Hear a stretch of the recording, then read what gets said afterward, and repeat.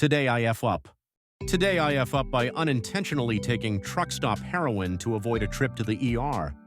So this is an ongoing FU. I don't know what's going on yet, but my feet and hands went numb about 2 weeks ago. Not even pre-diabetic, by the way, per recent blood work. I've had neuropathy before from having had shingles twice, so I wasn't too concerned, just uncomfortable at first. It has always gone away on its own before, which is probably why I was so stubborn and stupid about this. I guess I just didn't want to pay to get brushed off by yet another PCP with no real answers. The only good one I've had in my city moved away, and I just haven't bothered to find a new one. Stupid, I know. The numbness slowly turned into burning, and the burning became unbearable. The best way I can describe it is like when your foot falls asleep, it's the part in the middle of it waking up. When it is in that hypersensitive to even the slightest touch pins and needles phase times 10, along with a combo of burning with little jolts of almost electric-like pain to keep it interesting. By the time our story takes place, I could barely walk and every step was agony.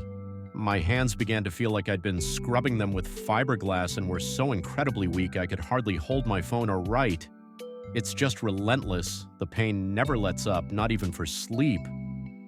We've established I'm stupid, right? I tried every over-the-counter pain relief I could possibly think of.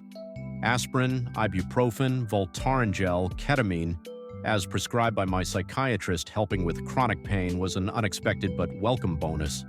Hot Epsom salt bath, ice packs, etc. You name it, I tried it. I was determined not to go to the ER.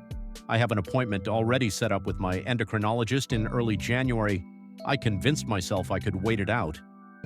Does the frog in a pot of slowly boiling water analogy work here? So of course, by the time December 23rd rolls around, I was almost going crazy from the pain sleep deprivation. It was almost as bad as gallstones. Rotten hell, you piece of shit, useless organ. And that so far has been my 10 out of 10 pain. I'd say I was at a 9 out of 10 at that moment. Childbirth wasn't even as bad as this pain. Granted, the epidural was definitely pulling its weight during labor. I still couldn't stand the idea of ruining our 6-year-old's Christmas, though. Also, I live in Marica, so the idea of the bill terrifies me. So I decided to go an alternate route. This would be my Hail Mary. Vape shop drugs.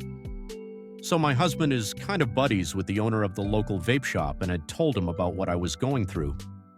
The owner suggested I try Kratom. I'd tried it before, ages ago, and not only did it not reduce my pain or anxiety, it didn't agree with my stomach contents either.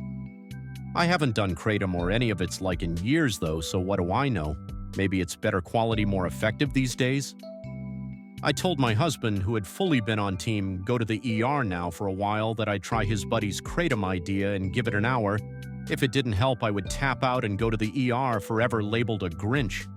So he hastily heads to the vape shop and like the Flash's dodgy cousin returns no more than 15 minutes later, hucking a bottle of Zaza Red Extra Strength my way.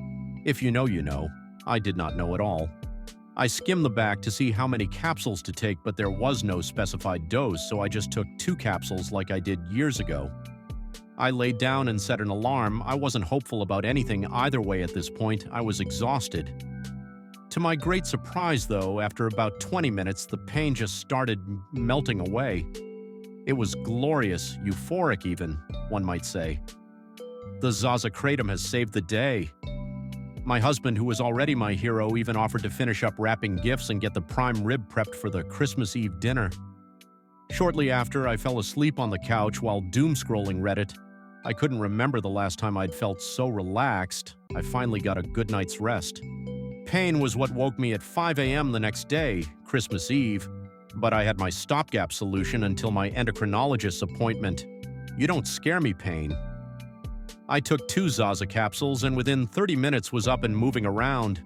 The pain was maybe 4 or 5 out of 10, which is only a bit above my baseline. I could do this.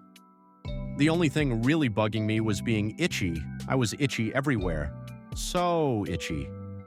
This should have been my first real clue that something wasn't right, but I was in full-on Christmas prep mode, so I just took some Benadryl and chalked it up to switching to a new hay for our guinea pigs. I subsequently blamed the Benadryl as the culprit behind my nodding off every time I sat down to relax, read, etc. The pain was under control. I had slain that evil with the help of my own non-FDA-approved supplement version of Excalibur. Maybe kratom only works if you're in acute pain, I pondered. Or maybe it's just gotten stronger as time has gone on.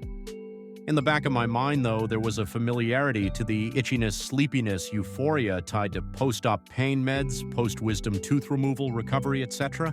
It reminded me of Vicodin. Christmas was a cozy, lovely day with my little family and I. It's true what they say. Holidays are totally different when you add a kid into the mix, especially once they are old enough to get really excited about it. It almost makes you believe in the magic, too. It was about as perfect as it could be, and we put our kid to bed full of roast beast and able to beat us at Yahtzee. Sounds like a pretty great holiday despite the lead-up, right? How did the vape shop pills ruin Christmas? I thought they helped. You may be asking, furthermore, why did you waste my time reading this, you effing asshole? Well, simmer down, we're getting there, and writing this is keeping me occupied while I wait. So at some point after all the Christmas excitement dies down, or while once again doom-scrolling Reddit comfortably, it'll be so much easier to touch grass without the pain. It occurred to me, why have I never heard of this magical Zaza kratom before? I'm in a bunch of chronic pain groups and I see suggestions for different strains of kratom pop up with decent regularity, but never this Zaza one. Maybe since it had been years since I'd last tried it, I'd just forgotten about this strain. Still, now that I was no longer contemplating throwing myself off a bridge, my curiosity had been piqued. I needed to know more about this unicorn of an over-the-counter supplement. Naturally, I googled Zaza Red Extra Strength Kratom, and my heart dropped as I saw strike-throughs on the word kratom, and one of the first links was effing gas station heroin from an addiction treatment center, no less. Turns out that's the nickname for tianeptine. I immediately checked my pill bottle and there it was in tiny lettering, tianeptine. I consider myself somewhat hip for a 36-year-old, but I'd never even heard of tianeptine or Tia before. I had been taking a double dose of what is basically shady loophole heroin for days. I had Mandela affected myself into thinking the word kratom was on the bottle somewhere, but nope, just Zaza Red Extra Strength. I panicked. The more I read, the worse it got. Tales of instant addiction, withdrawals worse than real heroin, meth or benzos. They can take weeks to get through, etc., etc. I'm sure, well, I hope, some of that information is just fear-mongering, but thinking back on the last few days, anecdotally, a lot of what I read sounded extremely close to my experience with it. I could see easily getting addicted to it, just based on efficacy and availability alone. My poor husband, just trying his best to help me, had grabbed the Zaza Red instead of the kratom strain Bali Red, and we're both so behind on our desperate times drug knowledge. It could have happened to anyone. Now he's convinced himself I'm going to be hooked and that he's ruined my life, or that he'll have to watch me go through awful withdrawals. I'm trying to convince him he's the best thing that ever happened in my life. 18 years together this March. Mystery of the unicorn drug solved. If it seems too good to be true, it probably is. Stay the F away from tianeptine. I'd like to be around for next Christmas, so I called poison control, since I had taken so much without realizing how harmful this drug can be.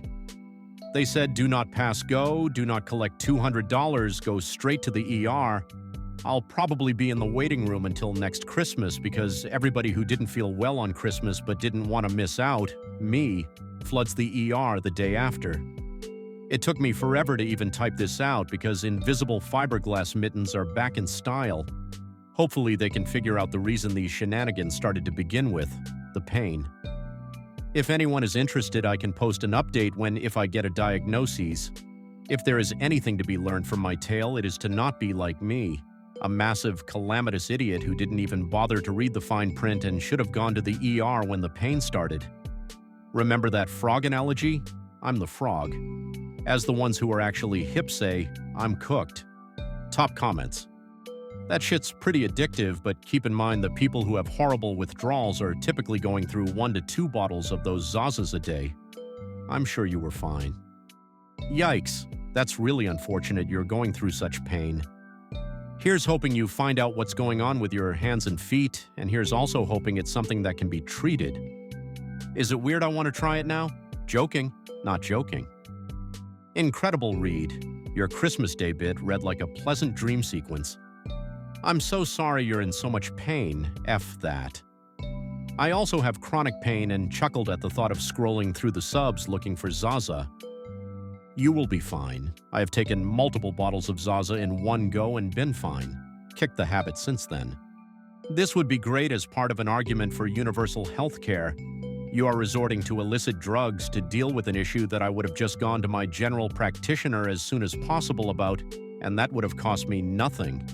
Hell, even if I got to the point where I needed to go to the ER, I would have just gone. I get free ambulance rides, but not everyone is as lucky as I am. This is all for today's video. Thanks for watching. If you like this video and would like to see more related content, click the like button and subscribe to our channel. See you in the next video. Until then, bye.